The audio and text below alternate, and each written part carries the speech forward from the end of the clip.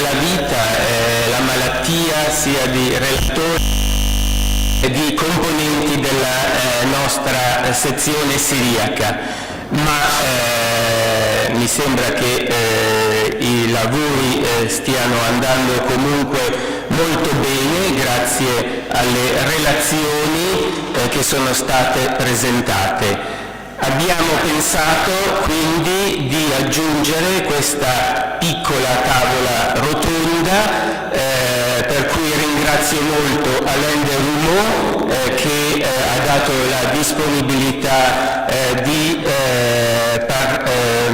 parlare sul tema à propos des inscriptions nouvellement découvertes à Haran et à Édesse.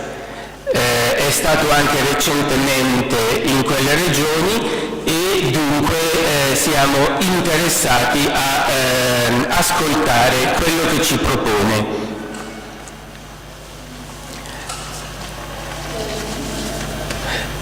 Je dirais 15 minutes. 15 minutes.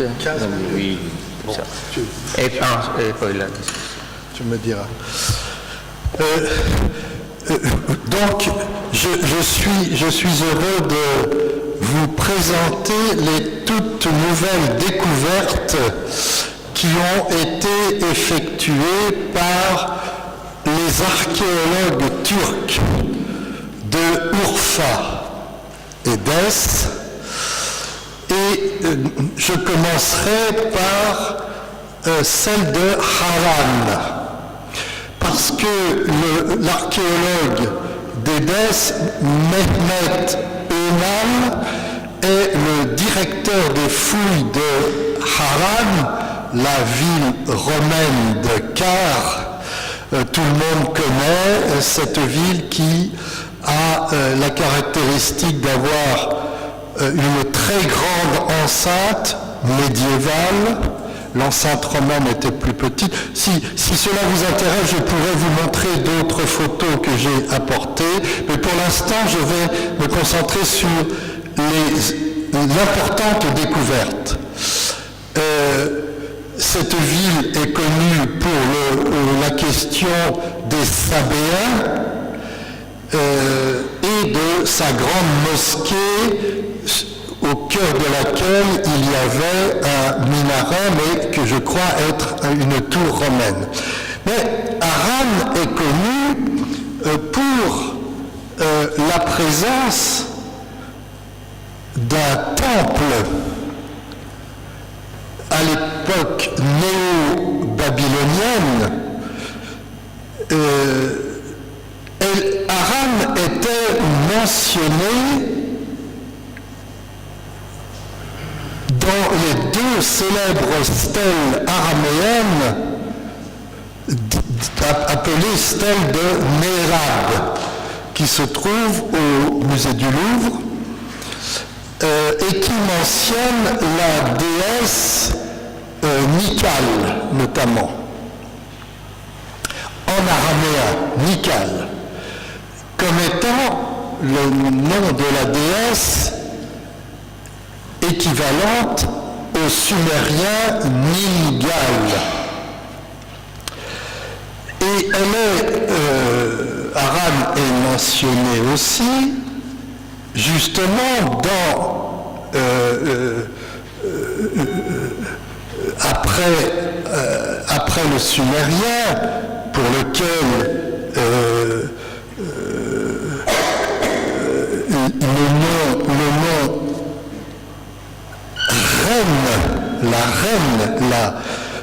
Sharatu en sumérien, et elle a été identifiée avec la parèdre, c'est-à-dire la femelle, la femme du dieu Sin, du dieu Lune, qui était le dieu principal. Édouard Dorn, déjà en avait parlé, la présence de Sin comme le dieu local de Haran et de son emblème, la lune, le croissant de lune, qui était relié à la grande ville d'Ur. C'est pour ça que Édouard Dorn l'avait étudié, parce qu'il s'intéressait à l'histoire d'Abraham et à l'enracinement d'Abraham dans l'histoire d'Ur, de la ville de Ur. Et donc, il notait déjà que la consorte, la femme du dieu Lune, Sin, qui s'appelait donc Ningal,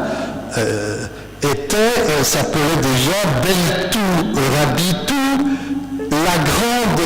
la grande dame, la grande maîtresse. Et que j'attire votre attention sur un livre très important à ce sujet, c'est celui de Jürgen Tubach, qui a fait donc une étude extrêmement importante sur le culte du soleil, mais à Édesse, à Haran et à Hatra, il a mis en évidence, il a vraiment souligné cette histoire de Nabonide, alors cette fois-ci à l'époque néo-babylonienne, qui a importé d'Ur la déesse Nikal, mais pas seulement, Sin et sa femme Nikal, avec leurs deux enfants, pour renouveler le culte du dieu Lune et de sa femme à Haran. Et il a reconstitué un temple à Haran. Alors, je vais, évidemment, on est déçus parce que les archéologues n'ont pas encore trouvé ce temple de Sin et de Nikal dans les fouilles de Haran, parce qu'on soupçonne que ce temple se trouvait sous la grande mosquée. Bon, alors attendons les résultats. Mais il y a une découverte qu'ils viennent de faire. Bon, ça fait un an à peu près, et on m'a envoyé les photos, et j'ai dû déchiffrer cette inscription. Voilà la découverte qu'ils ont faite récemment, mais pas en situation du temple qui n'est donc pas découvert, mais comme réutilisation d'une statue cassée, comme vous le voyez, au pied des remparts médiévaux. Qui date vraisemblablement de l'époque Zengide, donc les prédécesseurs des Ayyoubides.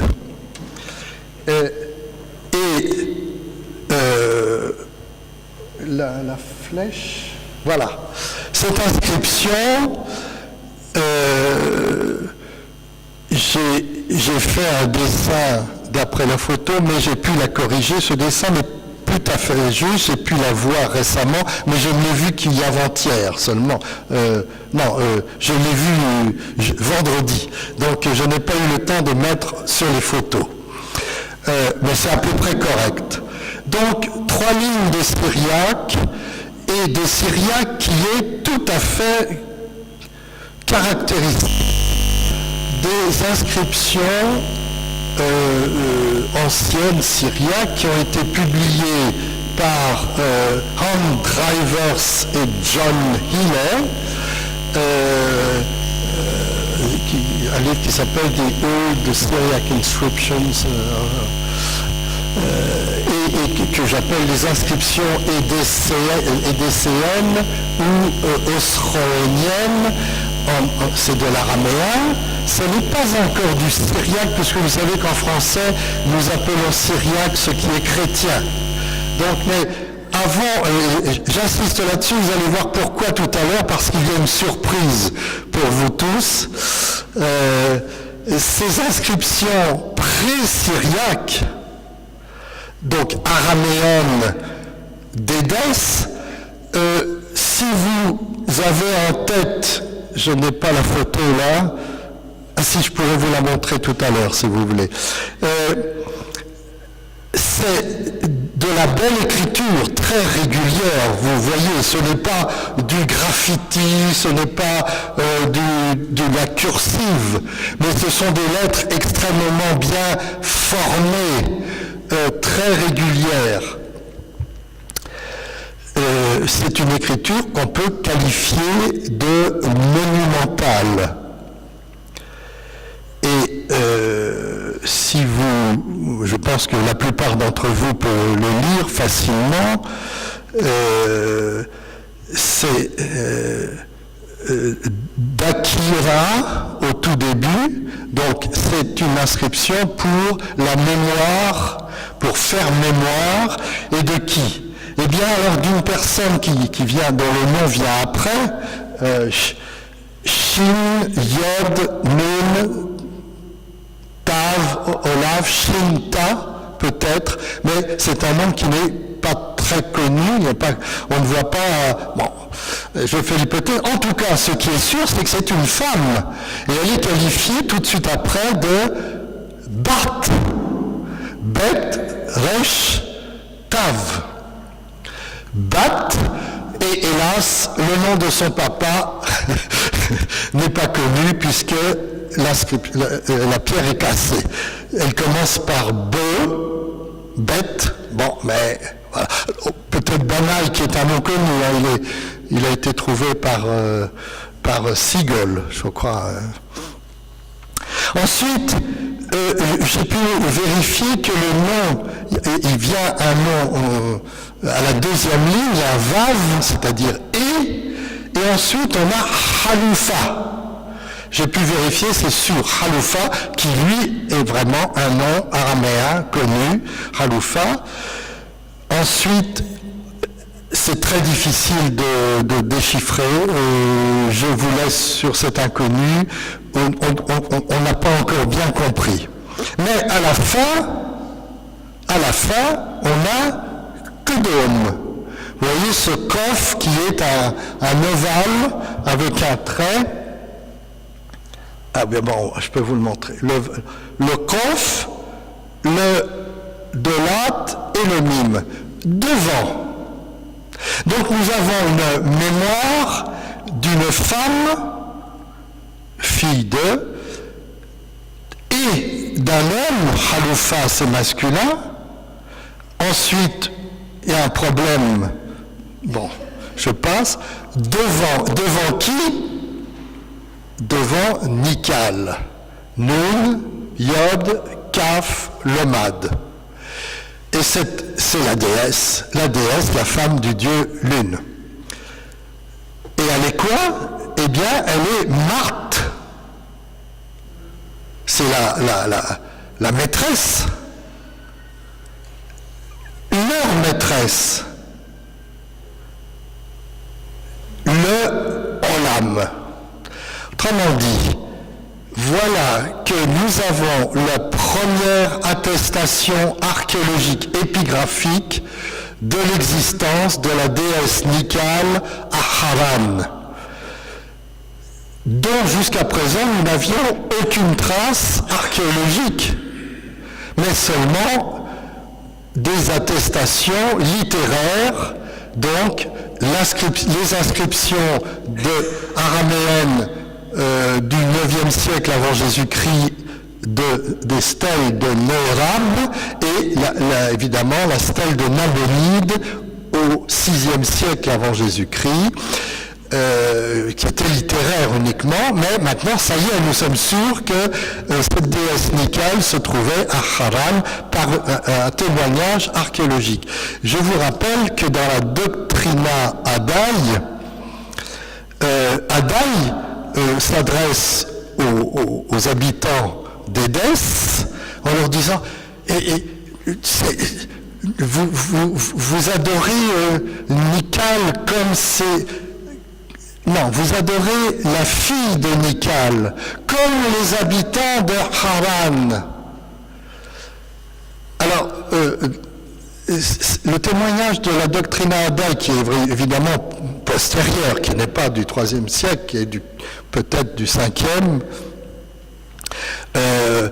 signifie que il y avait eu une évolution dans l'adoration à Haran, à savoir, il n'adorait plus la mère, mais la fille, Bar Michal. Bon, ça c'est un autre problème qui touche nous à notre compréhension de la situation d'adoration païenne à Édesse, lorsque la doctrine d'Adaï témoigne du christianisme et de l'annonce du christianisme à Édesse. Alors, j'ai encore combien de minutes? Je voudrais vous montrer quelque chose qui doit maintenant vous intéresser le premier art syriaque, si j'ose dire. C'est la découverte. Il y a eu une remarquable découverte à Édesse, un peu à côté du château, sur la pente de petites collines, tout près du bassin de la déesse Atargatis, qui est maintenant celle des truites que les musulmans viennent honorer en jetant vous savez, les poissons d'Édesse, c'est l'ancien culte d'Atargatis dont parle le livre des lois des pays. Bon. Mais à côté, il y a donc la municipalité d'Édesse a ouvert la colline et a trouvé des tombes intactes, et vous retrouvez là un pavement de mosaïque inscrit en édessénien, en araméen ancien. Vous reconnaissez le système funéraire de l'ancienne Édesse. Je peux vous donner est-ce que j'ai non, voilà.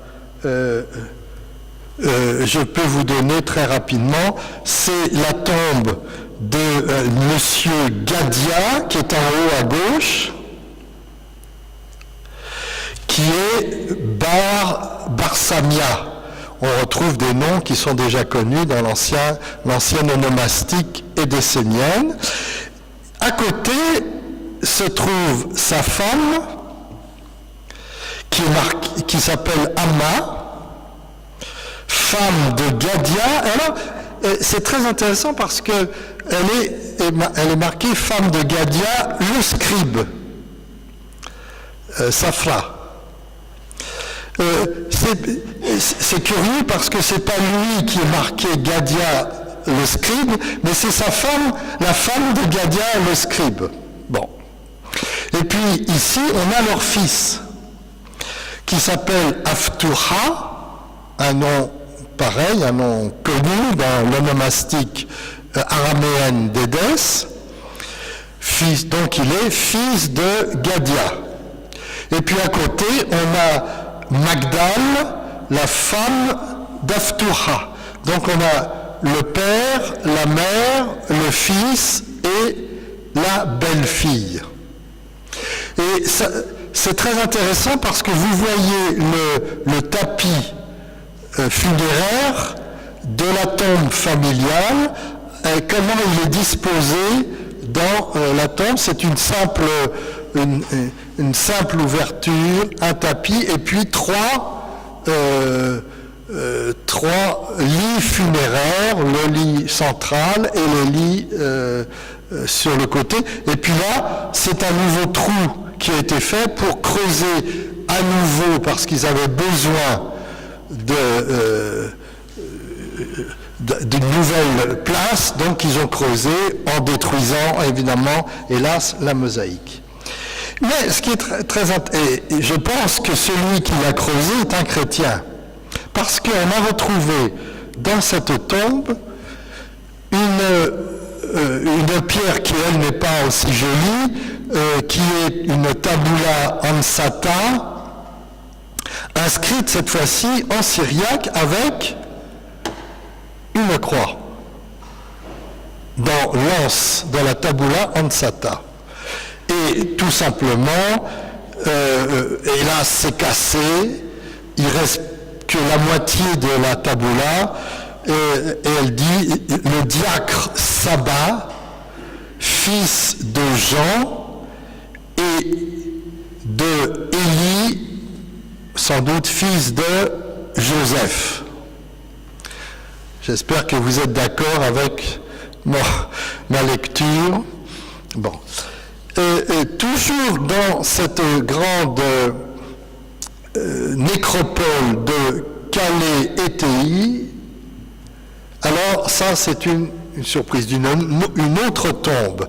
Alors vous reconnaissez la situation d'un tapis funéraire qui est au milieu avec les lits qui sont de chaque côté, mais regardez comment est fait. Alors malheureusement la photo n'est pas très bonne, mais c'est sur les photos les premières photos des archéologues.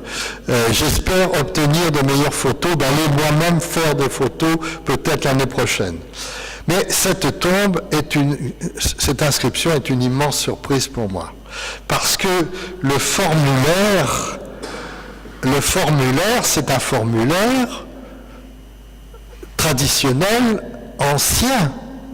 C'est, bon, évidemment, il est cassé, mais Bar Abdou, qui est un nom connu d'ailleurs dans la doctrine d'Adaï comme étant un des membres de la cour royale du roi Abgar. Il s'appelle du nom Abdou Bar Marion.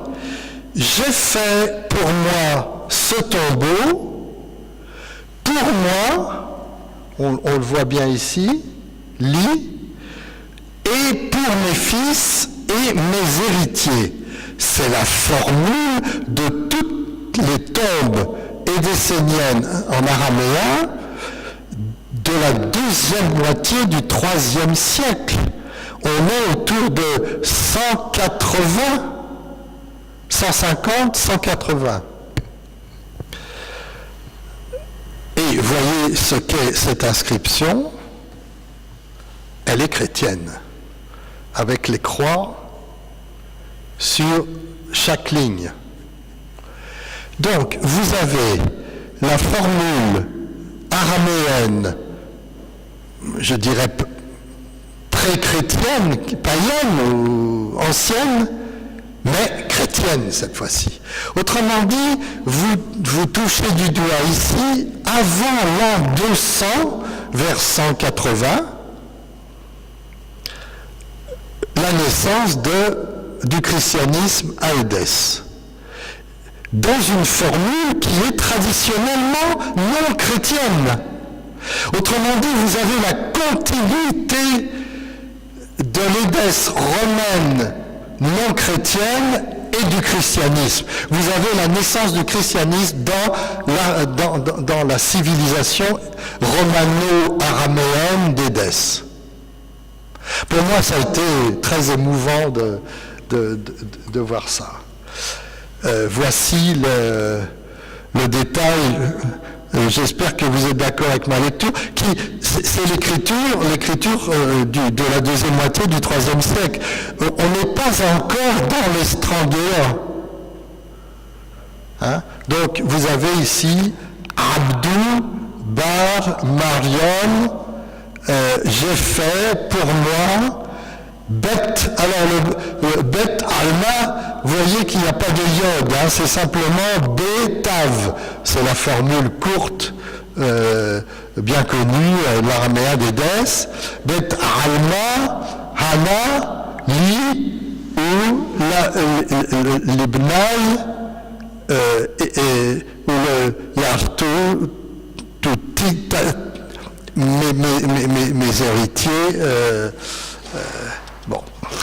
Deuxième surprise, une autre tombe, la tombe de, on va le voir, toujours à Calais-Étéi. Alors, là, je dirais l'écriture est plus évoluée et elle est pratiquement pratiquement Estrangela. Elle est plus monumentale, on peut dire, plus régulière. On reconnaît toutes les lettres de l'Estrangela, sauf que les deux lattes n'ont pas de point. Mais on a toujours la même formule de Abad, Accentos. Alors, le monsieur Accentos, je ne le connais pas, je n'ai jamais connu un nom comme ça en monde syriaque, mais c'est manifestement un nom d'origine gréco-latine. Hana, Bet, Alma, Le. Alors donc, Café Accentos, alors cette fois-ci, le yod de Bet Alma apparaît. Donc Café Accentos, ce Bet Alma, ce tombeau, cette maison d'éternité, comme on disait, pour lui et pour ses fils et ses héritiers, tous ses héritiers. Autrement dit, nous avons à nouveau la formule traditionnelle ancienne de l'édesse araméo-romaine, mais cette fois-ci complètement christianisée avec la croix au milieu. Donc on a la continuité. Moi je la daterais plutôt de la fin du IIIe siècle, autour de 200 par exemple. Voilà, je pense que j'ai été assez long, mais je voulais vous indiquer l'existence de...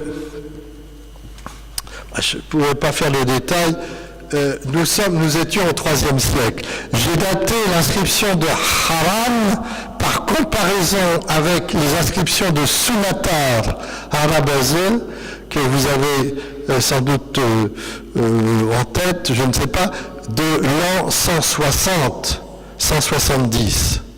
Donc nous sommes à Haran, encore dans le paganisme, autour de 160, la déesse Nikal est adorée à Haran autour de 160. À Édesse, déjà, le christianisme est arrivé autour de 160-180, comme je viens de vous le montrer. Mais je ne voulais pas vous quitter sans vous signaler des photos qui sont difficiles à lire. Et là, cette fois-ci, nous sommes en pleine période chrétienne à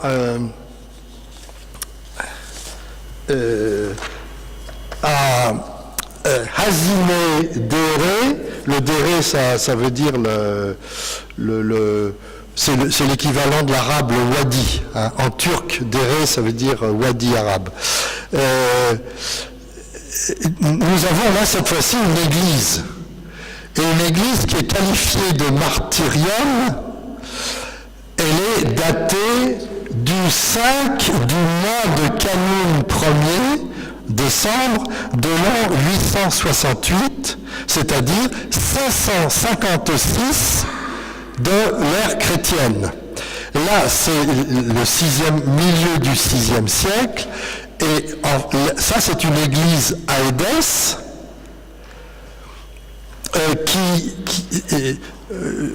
c'est difficile à lire parce que c'est une écriture alors qui est très négligée. Ce n'est pas le bel Estrangela, et je peux vous dire, j'ai déchiffré, fut pavé en mosaïque, ce martyrium, un trou, chef du couvent, un trou, alors, et puis le diacre et le prêtre Abraham et Jésus, Georges et Serge, fils de Zeb. Donc là, nous sommes dans le plein christianisme d'Édesse au milieu du VIe siècle. Et voici le tapis très frustre du Bethsadé, c'est-à-dire du martyrium. Vous avez l'inscription à gauche qui donne cette date de 556 de notre ère. droite, vous avez la bordure, un pavé en mosaïque, le Bethsadée, pour qu'il soit fait bonne mémoire de lui et de Georges, fils de Thomas. Ce qui est intéressant, c'est qu'il y a la formule, on la voit ici dans la deuxième partie de l'inscription rouge, quiconque dépose une offrande dans ce Bethsadée, qu'il y ait mémoire de lui devant Dieu. C'est extrêmement émouvant. L'iconographie n'est pas très belle, c'est l'héritage des mosaïques romaines, mais vous avez un témoignage là de l'acte de déposer les offrandes dans le Bethsadée, qui est le martyrion. Il reste à la question, est-ce que ce martyrion, c'est simplement le martyrion de l'église du couvent, c'est-à-dire une pièce annexe, ou bien, si ça ne désigne pas tout simplement, comme je le pense, c'est le mot martyrion qui désigne l'église elle-même du couvent. Voilà, je vous remercie de votre attention.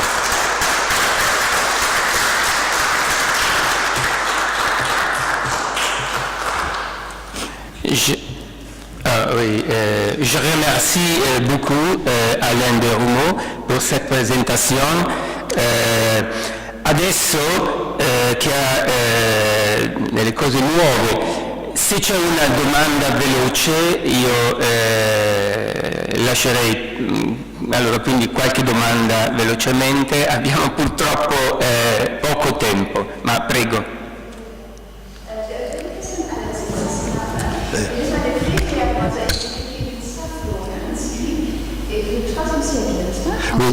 Est-ce qu'il y a des liens, tu peux faire des liens avec les archives de DES qui existent bien, non?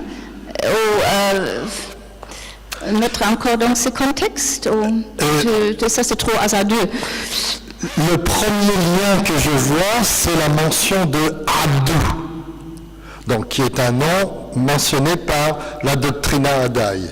Donc la Doctrina Adai a bien noté l'existence de personnages anciens du IIIe siècle. Et ça, c'est seulement inscrit dans le service du roi, non? De la dynastie royale à l'époque, où ce sont des scribes indépendants. Alors, justement, le Safra, l'existence d'un scribe à la cour des Abgars au IIIe siècle, et donc la doctrine Adai n'a pas inventé l'existence d'un scribe. Donc il y a les deux choses, il y a le scribe, et puis il y a le Abdou, c'est un autre personnage, qui lui était chrétien déjà. Donc, mais déjà, on avait des Abdous chrétiens. C'est formidable. Je vois aussi par rapport à la palmographie, l'autre, il y avait déjà de Certeau, ça aussi, comme on a dit, c'est un développement synchrone. Estrangolo, Tribel et l'autre avant, oui. Qui est justement ceci, de Abdou de Marianne. C'est un peu de Certeau déjà, non? Un peu de traite. L'inscription a plutôt déjà des traites d'écriture Certeau. Alors voilà. Mais ça c'est l'attestation, la preuve que, donc, quand nous avons ça, c'est très belle écriture, pratiquement déjà l'Estranghela, alors que, bien sûr, je te remercie de faire la remarque, alors que cela, c'est encore l'écriture qu'on peut qualifier d'écriture courante à Édesse, dont on a le témoignage dans les manuscrits dits de l'Euphrate, qui ont été publiés par Texidor et puis déjà avant. Et qui prouvent qu'au IIIe siècle, puisque les manuscrits de l'Euphrate datent de 240, Et là, moi, je le mets autour de 200, 220 peut-être. Il y a déjà les deux écritures. Donc, le certo n'est pas l'évolution de l'Estrangela, mais le certo, c'est l'évolution de l'écriture courante qui est ici, et l'Estrangela est l'évolution de l'écriture monumentale qui est ici. Et on a donc le témoignage des deux écritures à l'époque, au IIIe siècle de notre ère. C'était John Healey qui avait fait l'hypothèse, et c'est prouvé entièrement maintenant.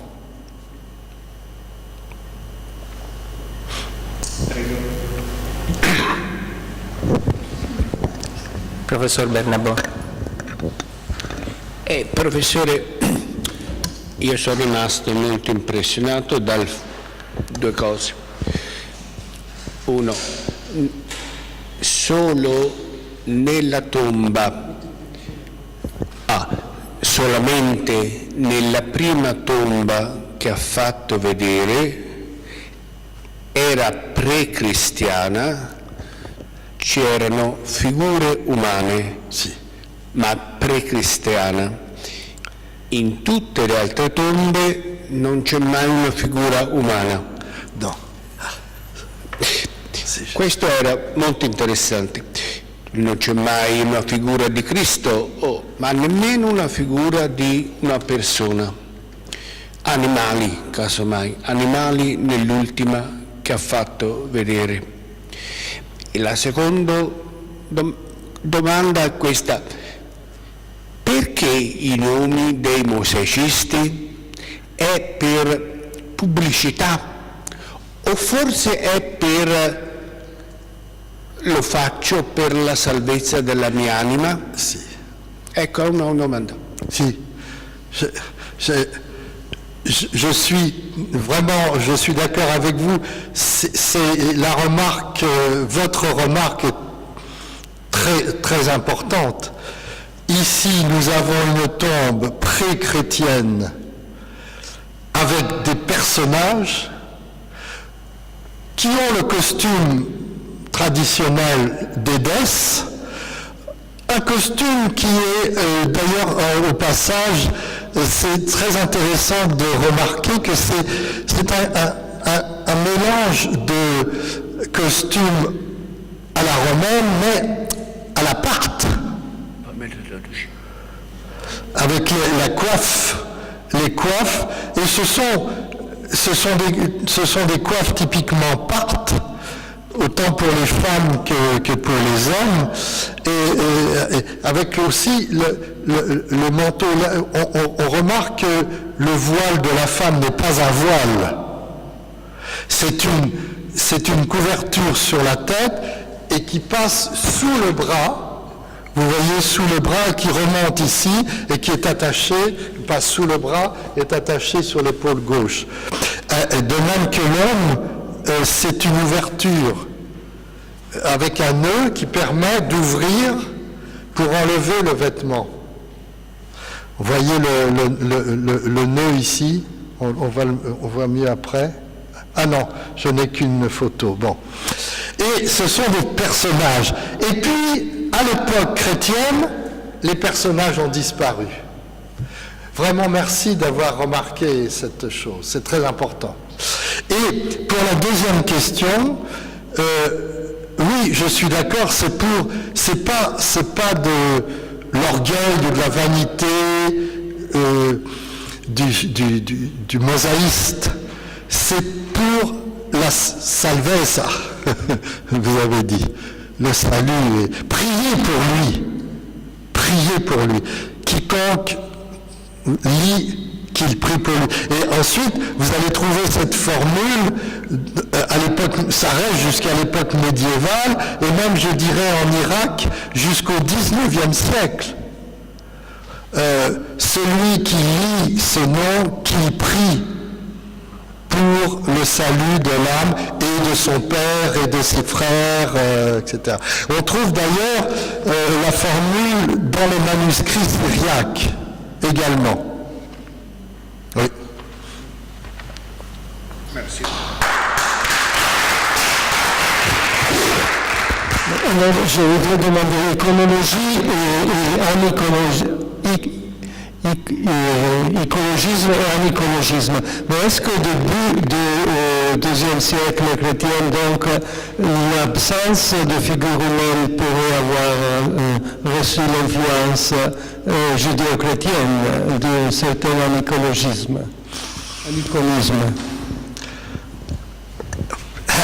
Oui, c'est une question vraiment difficile, vraiment importante, mais elle est très compliquée parce que vous le savez, les premières représentations chrétiennes dans cette région du monde, je ne parle pas de Rome, avec les figures chrétiennes des catacombes. Mais dans la région de l'Euphrate, il faut penser que la première maison chrétienne qui était, on pourrait appeler une domus ecclésiae, c'est, n'est-ce pas, c'est Dura Europos. Et Dura Europos, qui est daté de cette période, 240. Vous savez, il y a une représentation de Jésus qui voit le paralytique et qui lui dit « Prends ton lit, ton grabat, lève-toi et marche ». Et on a cette belle représentation de Jésus, du paralytique. Et on a la représentation de Jésus, il y a deux scènes, vous savez, elle est exposée en ce moment à Paris. Je vous invite à aller voir l'exposition sur les chrétiens d'Orient à l'Institut du monde arabe. Et nous avons eu la chance de faire venir de Yale les panneaux. Ils sont là, je les ai vus, j'étais très très ému. Et il y a aussi le deuxième tableau, c'est Jésus et avec Saint-Pierre, la barque, les eaux, et Jésus, c'est Saint-Pierre qui dit à Jésus « Seigneur, sauve-moi, je sombre !» Et Jésus qui lui tend la main, c'est magnifique.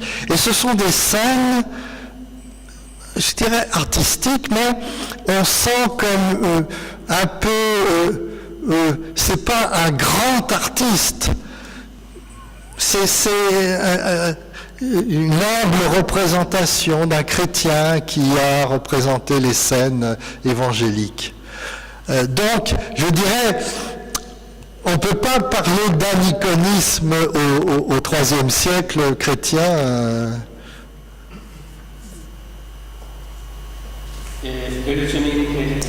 Velocemente Vittorio, perché i tempi stringono. Je pense aussi que la réponse plus plausible pour cette problématique, c'est qu'il s'agit de l'absence des figures humaines dans les tombeaux chrétiens, probablement due à une sorte de réponse contre l'hypnopsychie antécédant au christianisme. Et donc l'idée de l'hypnopsychie, du fait que l'âme du mort reste dans les tombeaux, c'est, oui, nous le trouvons à Phrase aussi, mais il y a une distinction entre l'âme animale et l'esprit messianique, aussi dans la Phrase. Et donc, à mon avis, et je pense que c'est une réponse qu'on peut voir. J'ai écrit un livre et je crois que souvent nous disons que l'Église syriaque a une doctrine de l'hypnopsychie saute de son début. Mais si on veut voir le texte, on peut voir plutôt qu'il y a une réponse au hypnopsychisme qui était présent dans la culture sémitique.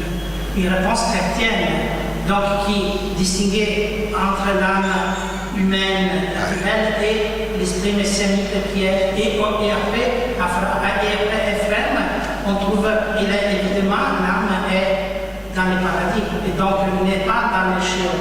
Et aussi, il y a des canons dans les synagogues orientales qui prohibent l'usage qui était à l'intérieur de l'église de Christ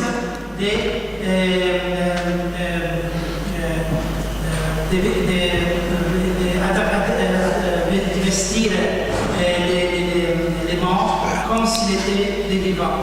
Donc, il s'agit d'une question de critique pour les clercs, oui. pour l'Église apocryphale, selon moi. Oui. Merci beaucoup. Merci beaucoup. C'est très très important. Je suis d'accord, oui, je suis d'accord. Très important. Grazie ancora e direi di passare adesso alla seconda presentazione che è di Andrea Barbara Schmidt, Cataloging the Syriac Manuscript in Yerevan and Tbilisi, The Question of the Syriac Amulet. Yeah, I'm really sorry. I think it was so interesting that we could continue, and I do it now really very short, because what we have to do here is not to present just to present projects, which are further in progress. And also, I prepared it in English, though I see now the majority is Francophone, but I will do it now in English as I've prepared it. And I will be very, skip many things. So I was asked to publish the catalogs, the Syriac manuscripts in Yerevan and Tbilisi. So just a small aperçu. There are 10 codices in Yerevan, 4 codices in Tbilisi, 2 scrolls, 21 fragments from 1 to 4 pages, and then of course always the leaves in book covers of Armenian manuscripts.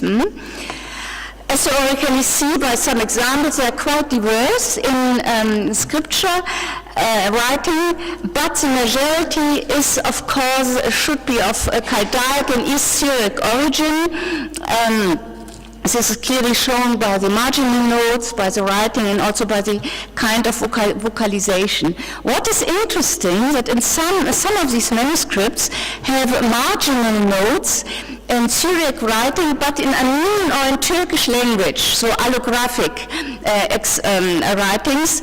Or I also found in these Syriac manuscripts Armenian writing in Turkish language. For example, here you have a manuscript where the title is in Turkish, and the translation is Sacred Poems for the Exhortation of Christians Unia. So this already gives you a hint where does these manuscripts come from, the majority, and I will come to this point at the end. A problem of these manuscripts in Yerevan is that they're in a very bad condition. Many are damaged. For example, this manuscript, a bulky parchment codex of 500 pages, is heavily burned, and the folios are glued together. It's heavily burned by fire, and nevertheless we could identify as a khudra. And other manuscripts in a similar bad condition, they have never been restored in the Matenadaran. For example, this bilingual manuscript with Sidre in Syriac and Kashuni, heavily damaged by liquids and insects. And also the folios are rebound in great disorder. And we have, of course, many fragments from 1 to 8 pages, and they are difficult to identify. With this one, we had already some luck, this small, really small fragment of 9 centimeters length, because as you can see, a new title begins in red and on the verso folio, and we can read that it is a seventh, or we could identify that it's a homily of John Chrysostom on the commentary on Matthew. And thanks to a quite recent edition of Jeff Childers of the commentary of John Chrysostom in Syriac language, you could see that it is identical with a 6th century manuscript in the British Museum, British Library, which had been published by Jeff Childers. So a quite interesting addition to his critical edition.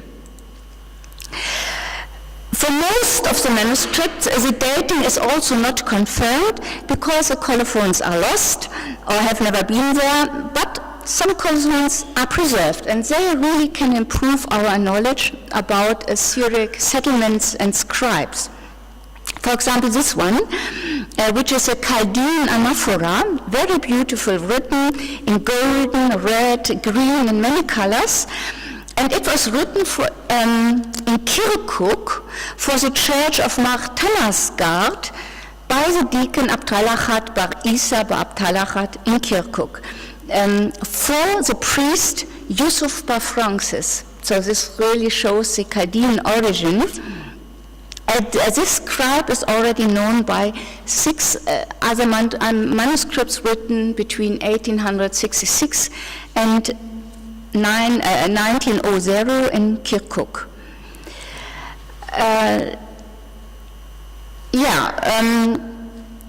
This is the church of Mar Thanasgard. Oh, now it is because of this computer, the T is no more seen. And it is from the book of Gertrude Bell. Church which was Eastern Syriac but became Chaldean in the 18th century. And interesting, in this manuscript, with a wonderful, at the end, Eastern Syriac cross, there is a double dating in it. And because it's dated according to European Christian era into 1867, and to the traditional Seleucid era to 2172, which is 1861. But with the beginning of the middle of the 16th century, we have often this double dating in East Syriac manuscripts, and it was apparently very difficult for them really to put these two dates parallel. So there's often a miscalculating between the two dates. It's quite uncommon in these manuscripts. Also interesting in this very long and beautiful written colophon that there's mentioned Pope Pius IX, Patriarch Mar Yusuf Audo, and the Bishop Mar Yochanan Tamras, both converted to the Chaldean Church. So this is a short overview, but very interesting are the amulets, and that's why I'm now working about. Normally I would never have been interested into amulets. It's really a paraphernalia in Syriac literature. But the fact that there are quite many amulets in this collection, so I said, okay, I will get interested in that one and learn something about East Syriac amulet tradition. In total, we have 7 Cham manuscripts, Nutrau Herzo, in the Tbilisi and Yerevan collection. They are all coming from the Hakkari Mountains in Turkish Kurdistan, and some also from Urmia, from the environment of Urmia, those are settlements of the former Nestorian mountain tribes. And these mountain tribes, as we know, lived in close contact with Armenian and Kurdish people. And that is the reason why we often found in these amulets also glosses, marginal notes in Turkish or in Armenian by later possessors of these amulets. Yeah, I will skip that because I have not much time. I just want to show you why these amulets of the Caucasus are now so important. Because what is interesting, there are only so far in Western libraries, we have only manuscripts of the 18th and 19th century. They are not older, so the tradition itself is old. But it might be the fact that amulets are really in daily use. They had been put on the body or over the child cradle. So they were really in daily use, and that might be give a reason why not older amulets have been preserved. And so far in white, you see the manuscripts which are known so far: London, Manchester, Birmingham. Most of them had been described by Erica Hunter. And then now all of a sudden in Yerevan we have a manuscript of 1749 and 55, and Tbilisi 1790. So they are really very old in comparison to what we have known so far in Western libraries. And then I also came into contact with Maike Saro, who in St. Petersburg, who is the son of his father, Saro, also an immigrant from the Hakkari Mountains, who had collected a huge collection of manuscripts, which had been recently published, a catalogue by Grigory Kessel and Hermann Teule. And you see, among them also many amulets, and also the oldest one from 1714, and this is what I intend to publish, because Michael Saro sent me sent me the photos of these amulets. You see here, I found it very nice. On the left, he put his ex libris of his collection, and at the right side, you see now, or left side from your side, you see now the colophon, which happily is preserved because the beginning of this amulet is quite damaged. And you see here under the Star of Salomon the colophon, which says that it was finished on Wednesday, August 25, in the year 2025 of the Greeks. This is 714, by Elia, the harvest in the village of Lower Sevilla, under the shelter of Mar Kyriakos. So where is Sevilla? Sevilla is a northern district of Kochenes. I will later show a map. So it is in the district Barvar, also in the Hakkari Mountains. So a very important colophon, which, by the way, and also concerns other colophons, now will amount considerably the wonderful survey of Wilmshurst's book on the East Syrian scribes and manuscripts, which has been published in 2000 in CSCO. Now I present some of these oldest manuscripts, or these three oldest manuscripts. Here is the Yerevan manuscript from 749. As you can see at the beginning, it is well preserved, wonderful written in many colors, and it begins with the Book of Protection begins with the wish of the writer that with the help of God's power he wants to write the Book of Protection. And then follows a Trinitarian formula and the Sanctus, and on the left side, on the other side, you see the Seleucia, Adam, the prayer of Adam, which is always a traditional beginning of a mudra, of an amulet.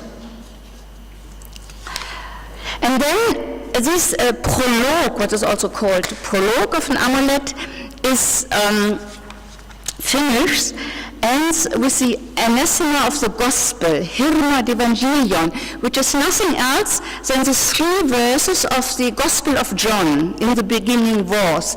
But they are inscribed, as you can see here, diagonally in a square of compartments, and here are sections, and here these are 42 sections. The number of sections is not fixed. For example, here you have now the Tbilisi amulet, which has 50 sections, and also there are other numbers of sections in which is inscribed the beginning of the Gospel of John. I wonder if there's a magical numerology behind. And then comes a series, after this prologue, a series of spells and charms, and they're always introduced by the word Hirma anathema or Asra binding. And they're always coupled to holy persons. Who are these holy persons? An East Syrian saint, an angel, or a biblical person. And for example, here it is Marzaya fighting the angel of death, a saint who's particularly venerated in Iraq and Kurdistan, according to his hagiography text. It's a saint from the 4th century and an healing ascetic. And many churches are dedicated in Kurdistan, in eastern Turkey, to this saint. He is especially protective against epidemics and ulcer. Or you find here Marshalita, fighting the demon Sumaksa, the red demon, which is shown here with only one leg, with a red leg. And of course it would be interesting to see if there is an old